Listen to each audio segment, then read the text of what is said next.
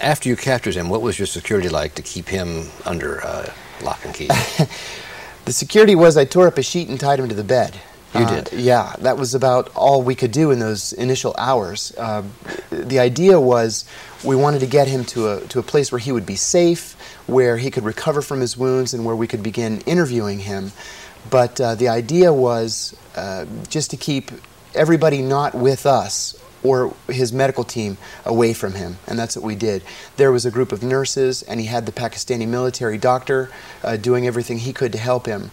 But otherwise, it was me, and it was a small group of CIA and FBI people who just kept 24/7 eyes on him. So you were in the room that whole time? Yeah, in fact, I was the first person that spoke to him when he came out of his coma. And what did you say? He asked me, well, first I went up to him and I asked him in Arabic what his name was, and he shook his head, and I asked him again in Arabic, and then he answered me in English, and he said that he would not speak to me in God's language. And then I said, that's okay, we know who you are.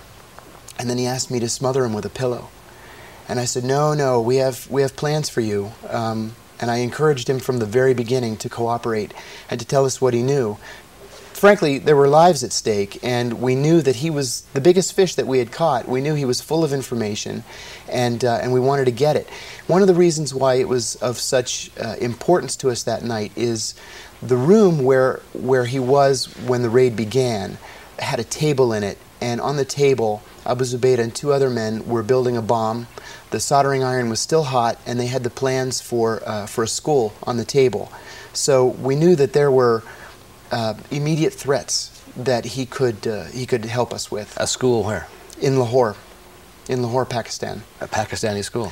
We think it was the American school, or the British school, I guess it was, not the American school. So you felt that he was very current. He knew what was going on. Very current.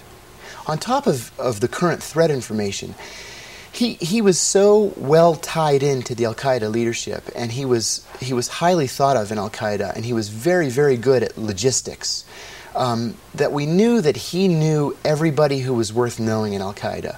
He knew cell leaders, he knew logistics people, he knew finance people. We knew that he was really one of the intellectual leaders of the group. And when you began to speak with him, then did you revert to Arabic? No, he would never speak to me in Arabic, and frankly, he was very polite about it.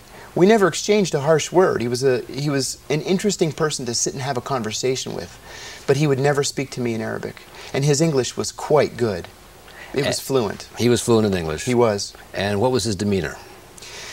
He was a very, it's funny to have to say it like this, but he was a very friendly guy. Later on, he did things like he wrote poetry, or he would debate the merits of Islam, or he would want to talk about the differences or similarities between Islam and Christianity.